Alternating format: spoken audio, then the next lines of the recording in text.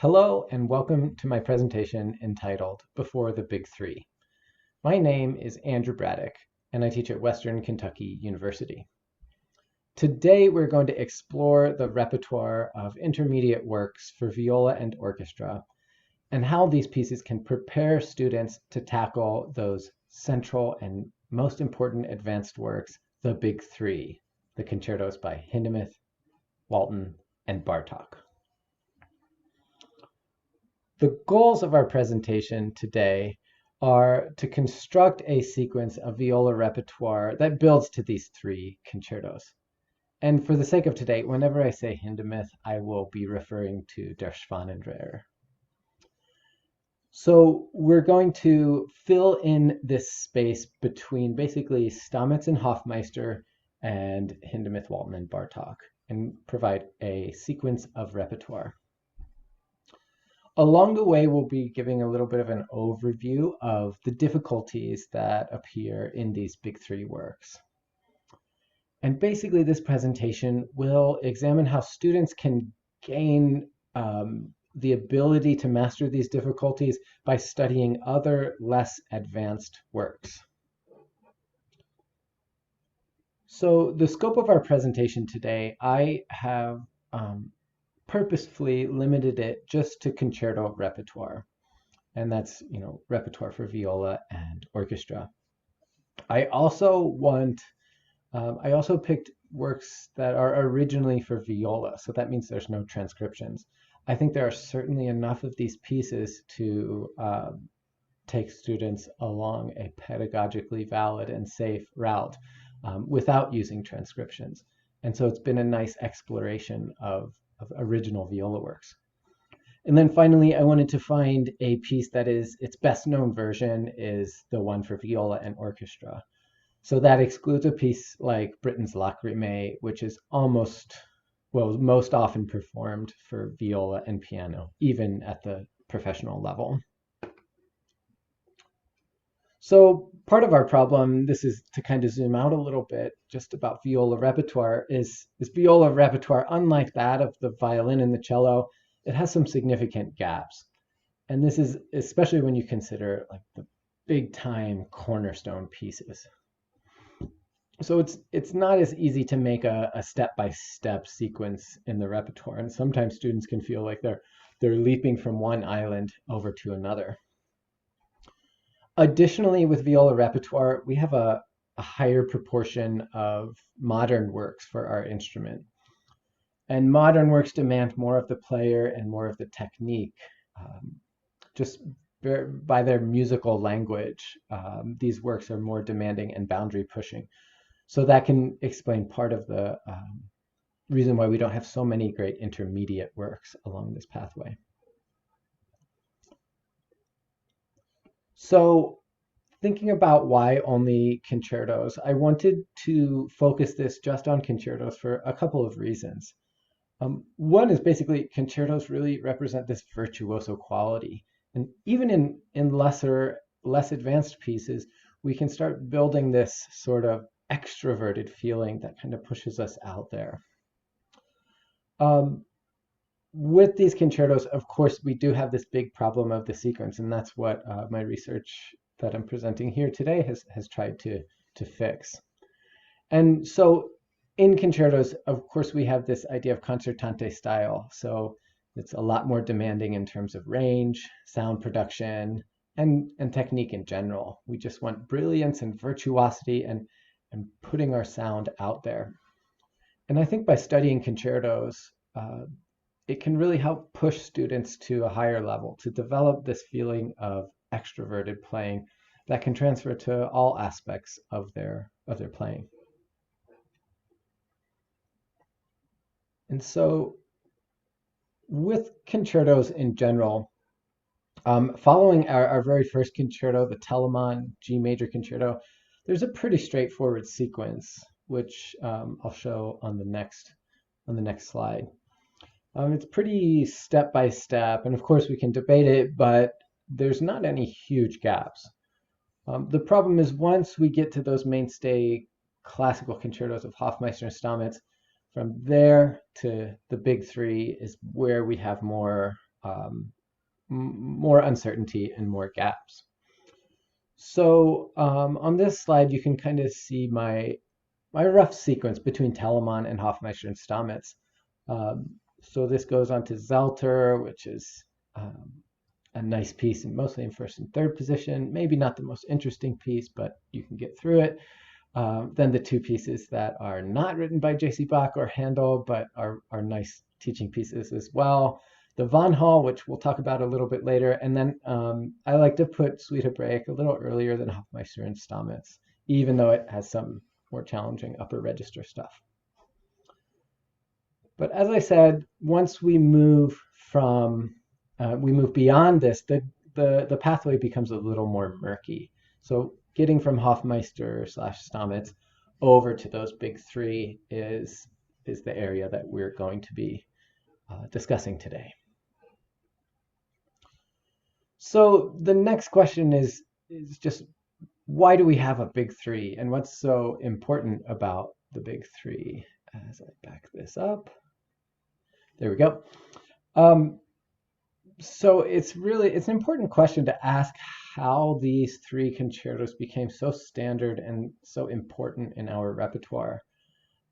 This goes into a lot of larger questions about how we build the canon in classical music.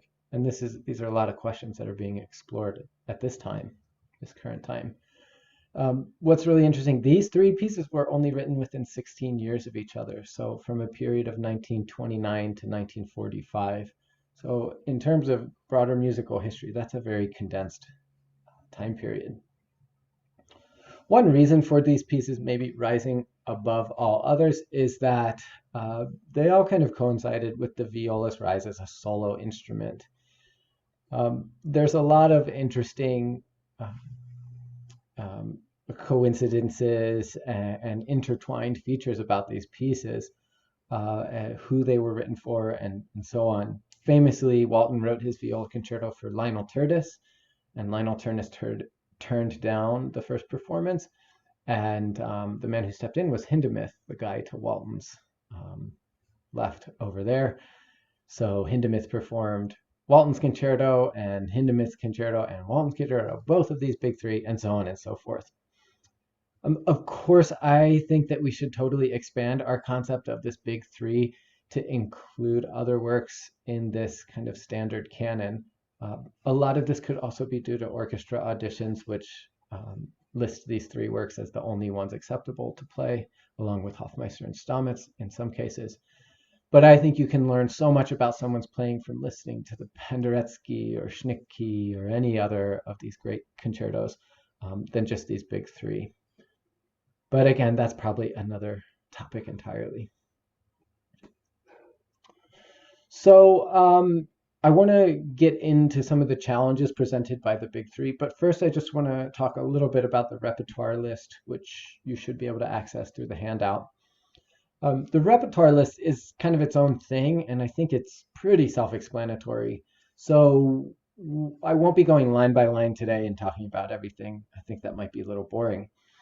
We'll talk about it a little bit towards the end, but what I'd really like to do today, since our entire goal is to establish the sequence leading to the big three, is to isolate some of the challenges that are in the big three, and then to identify less advanced pieces that can help students become comfortable with these challenges and be able to handle them when they actually play Hindemith, Walton, Bartok. So what I've done is I've selected pieces today to discuss, not to present the complete pathway of this list, but to highlight and pick and choose a couple points here and there, and to show a variety of works, some more advanced, some less advanced, that showcase different techniques in all these different levels. And so with the big three, of course, they are some of our most advanced concertos written for the instrument. In about every single way that they're challenging, they are challenging. I hope I don't give anybody PTSD by looking at these excerpts here, one from Bartok, one from Walton, famous excerpts that I'm sure many of us have spent dozens of hours trying to master. But in terms of virtuosity and brilliance, these are some of our most challenging pieces. So what we're going to do with moving forward in the presentation, I've identified 6 different challenges that these big 3 present, and I've picked a couple pieces to address each of those challenges. The first one would be upper register or high playing. After that, we have this idea of lyricism or legato or cantabile playing. Next, we will talk about tone and projection, and then fast passage work, these virtuoso left-hand qualities. Number 5 will be double stops, and then finally we'll be ending with a little discussion about non-traditional tonality. So as we all know, upper register playing, high notes, happen quite frequently in all 3 of these, of the big 3. We can kind of put this in 2 different camps. So we have these moments where we're stuck up in higher positions. So this wonderful moment in the Bartok Concerto where we are accompanying the orchestra, playing this arpeggio up in 5th position. There, it's another one that I'm sure you've practiced for hours. And then, of course, the first page of Walton with its enormous leaps. So this is the other concept, these large leaps up and down the instrument. So staying in one higher position versus large leaps in up and down the fingerboard. Those are our 2 ideas that we'll think about with upper register playing. So the first piece that I'd like to talk about is Vanhal's Concerto. I think this is just a really wonderful piece, and this is already the 2nd time I've said Vanhal's name today. I teach this piece before the classical concertos, the Hoffmeister and Stamitz, but usually I just have students do the 1st and 2nd movements. So this 3rd movement can actually give them a really nice taste of staying in one higher position. This is probably the hardest passage of the entire piece. So for those of you that don't know it, don't be scared. The rest of this the piece is a lot less difficult. But you can see in the beginning of this 3rd movement, after the first phrase, we start in 6th position and we stay there for quite some time, playing double stops, playing arpeggios, and playing up and down across the fingerboard in that range in 5th and 6th position. The piece is very digestible because it is in C major and a little bit of modulation into G major. Wonderful keys for the viola. So what I think this 3rd movement, this beginning of the 3rd movement represents is it's a great way for students to become comfortable figuring out their projection up in this higher register and just staying kind of parked up there and being able to move around across the strings while in one position. And so next to kind of talk about actually shifting and making large leaps is a nice piece by Tibor Surly. It's called Rhapsody on Folk Tunes, harmonized by Bela Bartok. That's the whole title. Most of you will know Surly's name as the guy who assembled and completed Bartok's Viola Concerto, but he was a really wonderful composer in his own right. This piece, the Rhapsody, is not to be confused with Surly's own Viola Concerto, which is a really wonderful 3-movement work, but it's quite advanced. It's a little beyond the scope of what we're going to talk about today. With this Rhapsody, it's a quite approachable piece. It's only around 10 minutes long.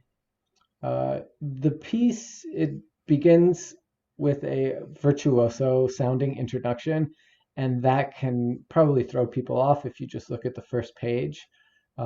It's a little bit of like recitative quality, not quite cadenza, but lots of flashy things and arpeggios that go up and down the instrument. And that is definitely the most challenging part of the work. Once you get into the folk tune section, It's very straightforward and is very tonal. This piece could also be slotted into the category of non-traditional tonality because it is tonal, but he defines that tonality in different ways. The form is also quite straightforward because it is based on relatively simple folk tunes. Everything is pretty understandable that way. But what Surly does, one of his main methods of variation is by octave displacement. And in the two excerpts you can see here, this is from around the middle of the piece. These are from the middle. You can see he plays the same melody multiple times, but just in different registers. And so these give the student a really nice way to play something down low, get those notes in your ear, and then to be able to replicate that up high. And it's kind of like a little bit of training wheels for playing some of the higher notes where you have the same pitches, but you just get them an octave or even sometimes 2 octaves higher up.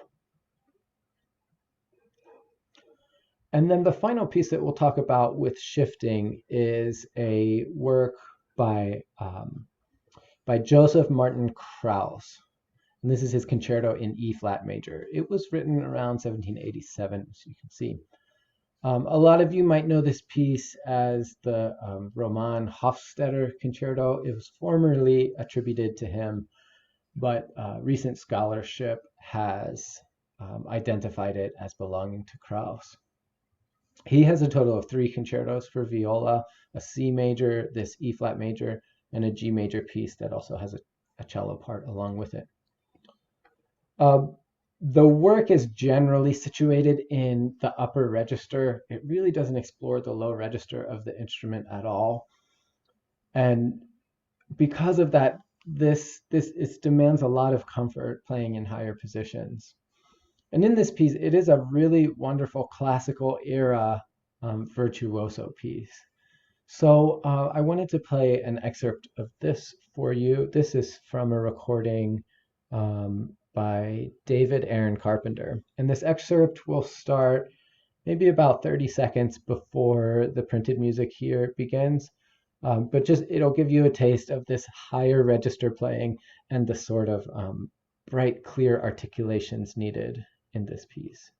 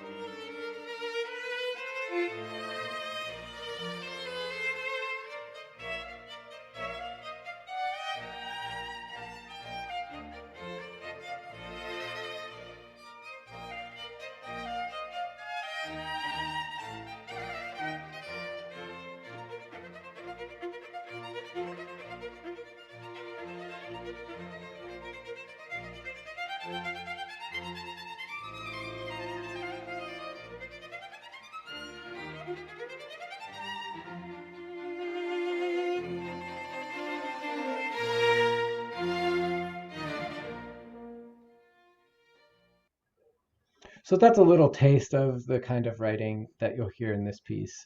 And this is the highest part of the entire piece, so it doesn't go higher. Not that anybody wants to play much higher than that, but it's nice to hear some really fine playing up in that register.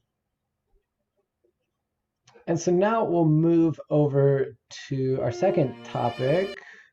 There we go. Our second topic about lyricism and lyrical qualities.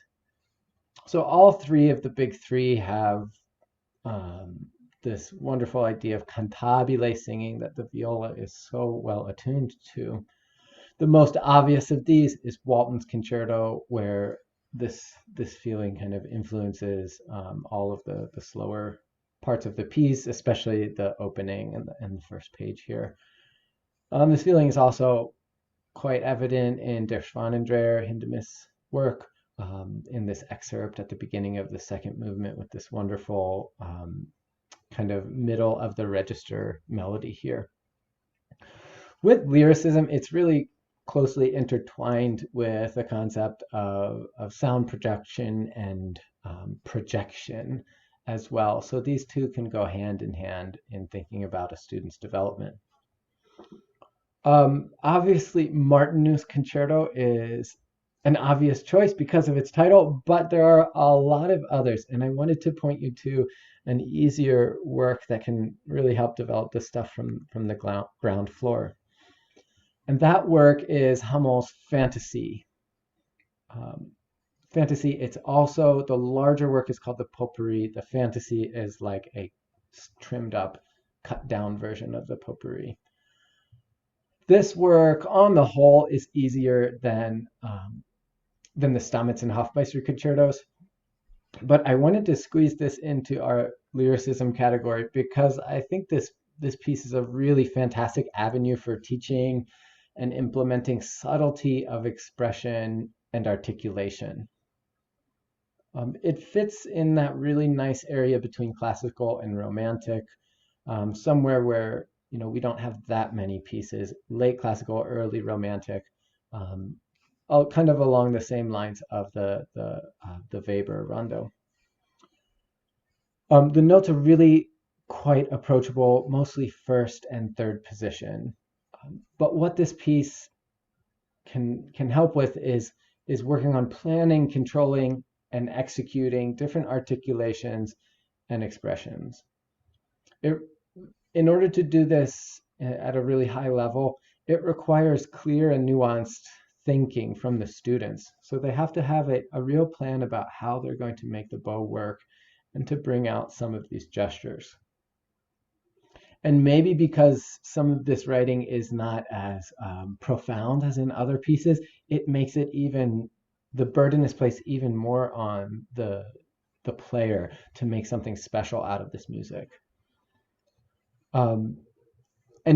I also think because these notes are easier, it can free up the mind to really focus on making this wonderful nuanced expression. If you want to make this piece more challenging, then find parts of the potpourri for students to play. If you play the whole thing, then it definitely surpasses the level of Hoffmeister and Stamitz in terms of difficulty. There's even a fugue tossed in there and some high upper level, higher positions. And also, if you want to make the fantasy itself challenging, they can take faster tempos. Your students can take faster tempos, and the ending can really cook if you play it quickly. So now on to the piece that I mentioned earlier, Martinu's Rhapsody Concerto. And of course, the idea of lyricism is just written into the title, as it's called a Rhapsody Concerto. The work is in two movements, and probably about 80% of the writing for viola is lyrical on the slow side and really rich and melodious. In general, the work stays lower in the register. There's only one or two moments where it actually goes above fourth and fifth position. Other than that, we're mostly first through third and fourth.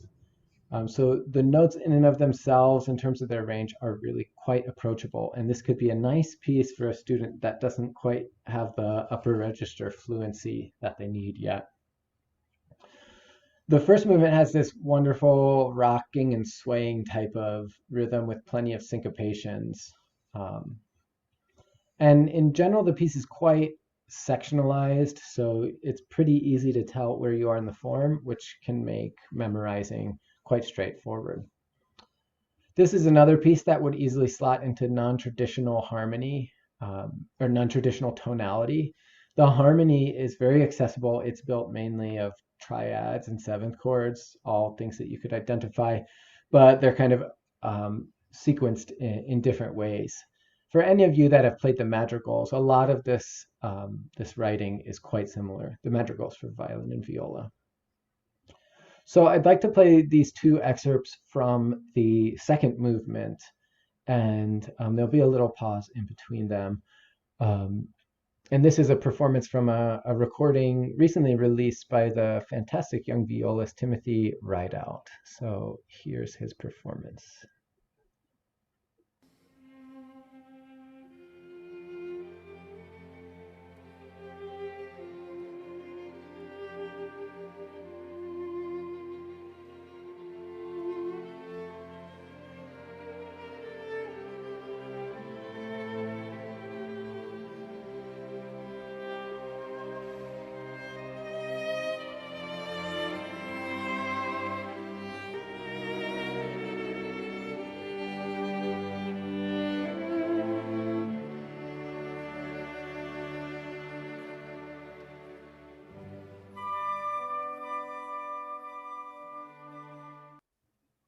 And then we'll skip about a minute ahead in the music to hear this cadenza.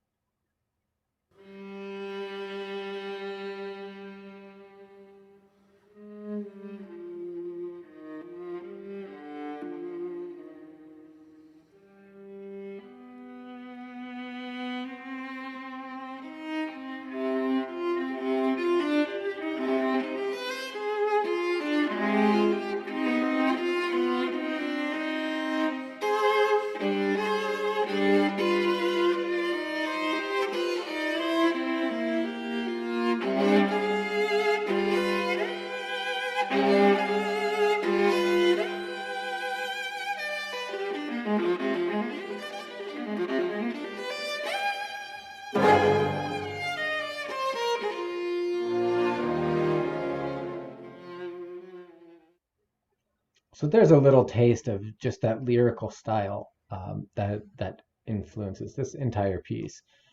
Um, sometimes when I listen to this piece, I really love it, and sometimes I am so not interested in it. But this piece can really hit home with some students that just love to kind of luxuriate in viola tone. So it's a little hit or miss for people, but when it's a hit, people really seem to love it. So uh, the next topic that we're going to talk about is tone and projection. So obviously, projection is a standard requirement for all concertos, but with viola, we kind of have two things working against us here. One, we have an instrument that by its very nature, it's less bright than the violin and cello, so it's harder to project, as I'm sure a lot of you know. And the other is that a larger proportion of our pieces are modern works. And in the modern period, we have composers writing for larger orchestras and a wider variety of timbres. So the violist has to work even harder to make their sound cut through the orchestral fabric. Tone development is a significant part of any viola student's educations. We're always thinking about how to make a more open and brilliant sound. And this is a place where studying concertos can really zone in on that aspect of a student's development. So it combines this tone and projection along with virtuoso playing, and it can really, really attune someone's focus in this region. So the piece that I'd like to highlight in terms of tone and production is York Bowen's Concerto in C minor from 1907. It's a really massive work. It's one of our longer pieces, clocking in at around like 32, 33 minutes long if you play each movement, all movements. It has this almost Straussian feel to it in its gestures and its tonality as well. Um, but I think one thing that Bowen was really, really in sync with is the viola sound. And this is one of those pieces that really sounds, the viola part really exploits the wonderful qualities of our instrument. The very opening, as you can see in the upper excerpt here, starts on a big fat open C string with dotted rhythms, and you can just kind of feel the passion in the music already. And it's a great way to teach violists to just instantly activate that open C and to create a kind of a propulsive and brilliant sound. One thing with this piece is it does go extraordinarily high up in the register. This is most certainly influenced by the man who it was written for, Lionel Tertis, who was quite famous for playing pieces, an octave or maybe even 2 octaves too high. I'm pretty sure the highest note in this piece is a C, like a C that's 4 octaves above the open C string. So if you have a student that is not yet comfortable up there, this is probably not the piece for them. But going back to the idea about tone, the excerpt at the bottom of the slide here, this is the viola's entrance from the second movement. You can see in this deep, dark key of D flat major, this lovely C string melody. This is just a wonderful place where we can think about creating a nice viola tone. And so the next aspect that I'd like to cover is the idea of a fast passage work, so really brilliant virtuosic playing. I picked this piece not because it's the most challenging in terms of passage work, but because I think it's a piece that's really worth highlighting. And this is Gordon Jacobs' second concerto, and it's for viola and string orchestra. The piece is in 4 movements, and it kind of has a Telemann-like structure, so slow, fast, like lyrical song, and then a rondo-ish form, fast at the end. It's mostly tonal, and it has that sort of British sense of tonality that you hear with a lot of the great British works for viola. There's lots of octaves and double stops in the first movement. They're mostly slow though, so they are also quite approachable. But what I would like to highlight is the second movement, which is kind of a moto perpetuo movement with all these doubled rhythms. Because they're doubled notes, the piece can feel really fast, but you actually don't have to work so hard.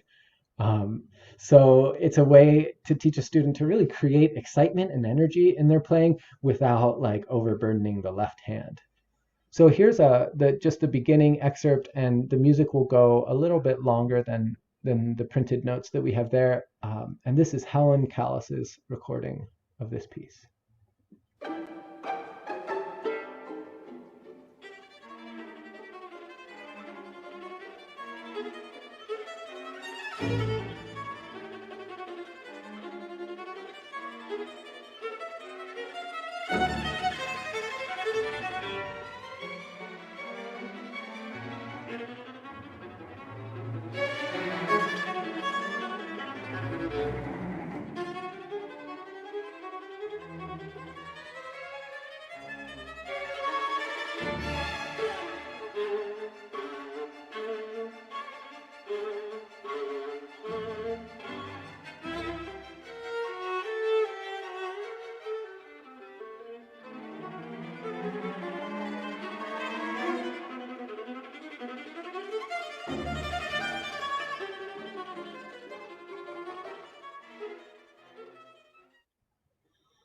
So that gives a little sense of the excitement in this movement.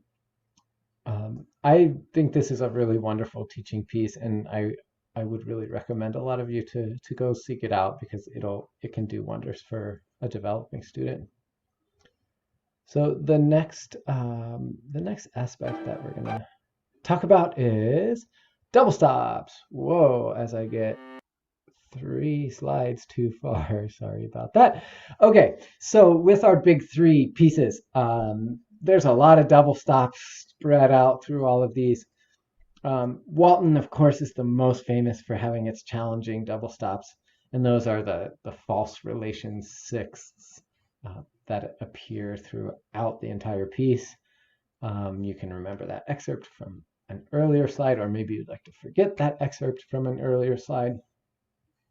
For all the challenges in Bartok, they aren't necessarily about extended double stop passages. Of course, we have double stops, but it's not like we're playing long successive strings of double stops here. With Hindemith, with Der Schwanender, the double stops are way more widespread than in the other 2, and they happen for more extended passages and more frequently. And you can see this in the excerpt on this slide, which is from one of the slower sections of the third movement. And Hindemith uses not just thirds and sixths, but he does a lot of minor sevenths, major seconds, perfect fourths, and tritones tossed in there. So in order to prepare for this, we really want to have students that have experience playing double stops. And really almost all the works that appear on this list and that we've talked about today could slot into this category. So again, I thought this was a nice opportunity to point out a single movement which is easy to overlook when thinking about viola concertos. And so that movement is the third movement from the Khandoshkin concerto in C major. This is another one of our like imposter works or whatever you want to call them. It was actually written in the 20th century by a guy named Michael Goldstein. It's clearly in the classical style, and the first two movements are quite straightforward and not even above the level of Hoffmeister and Stamitz. But the last movement here, as you can see in these two excerpts, there is a widespread and extended use of double stops. So at the very beginning, there's these hunting horn double stops happening, and then strings of thirds that just go back and forth and back and forth. And that appears a little bit later, both in fast subdivisions and also longer subdivisions. And actually at the very end of the piece, which I didn't include here, there's some high thirds moving in eighth notes. So mastering playing these kind of double stops in this movement, mastering the cleanliness that's needed, the precision both in the left hand and the right arm, that will pay really great dividends for students when they encounter the more complicated types of double stops that we find in the big three concertos. And the final aspect about our concertos that I'd like to talk about today is the idea of tonality. So it's safe to say that all of our big three concertos are tonal in the sense that they have tonal centers. They don't, however, use the same way of defining these centers as composers like Beethoven or Mozart or Schubert did. But nevertheless, it is still, these areas are still defined. Violas in general, we should be kind of used to this type of non-traditional tonality, again, because our repertoire is skewed more towards the modern time period. But when we're thinking about the distance from going from Hoffmeister to the big three, it's still important to incorporate some works that explore non-traditional types of tonality and defining tonal centers. And this is another category where there's probably dozens of pieces that I could have put here, but I wanted to call your attention to this fantastic work, Quincy Porter's Concerto for Viola from 1948. This is probably one of the most challenging works that I've mentioned today. So it would be in that area that if a student can successfully play this, they'll be well equipped to play any of the big three pieces. It also has a 4-movement structure, and it's played attacca, and it's slow, fast, which is also that Telemann pattern. Maybe that's a thing for viola concertos. Who knows? But in general, this piece is really quite idiomatic for the viola. Quincy Porter wrote a good deal of music for viola, so he had an understanding about how the left hand feels. So even if the music looks crazy, once you actually play it, it can feel nice in the hand. So you can really see this like in the second movement. There's some high double stops that they're repeated. There's about a page worth of double stops. But once you look at it, it's really just sixths, and then you have an open string, and then a sixth lower, and then you have another open string. Another passage like that is the one I've pictured here, and you can. This is from the last movement, and you can see this alternation between fingered notes and open strings. And then I also think this section sounds a lot like Kreisler's Preludium and Allegro. So if you have a student that's comfortable tackling the second page of that piece, passages like this should be very familiar. In terms of the tonality, it has a kind of meandering quality to it, and it's a very, if you know the music of people like Copland, there's a lot of similarities in their usage of harmony and pitch. So the excerpt that I've chosen to play to represent that, this comes from the end of the third movement, and this is the very tail end of just a fantastic cadenza. And then it'll go into when the orchestra comes in. So you'll hear a little bit of how Quincy Porter harmonizes the music. And this is from a fantastic performance by Elisha Nelson, who has a recording of the complete viola works of Quincy Porter.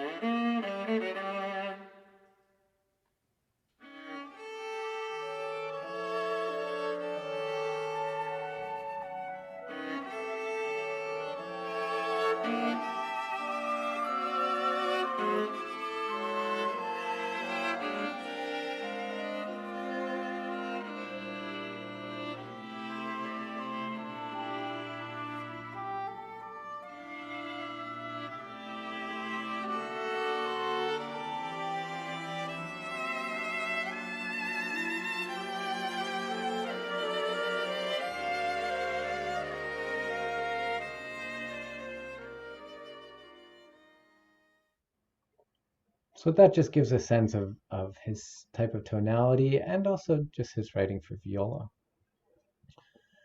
So that almost wraps up our presentation today. I'd just like to say one quick word about the concerto sequence.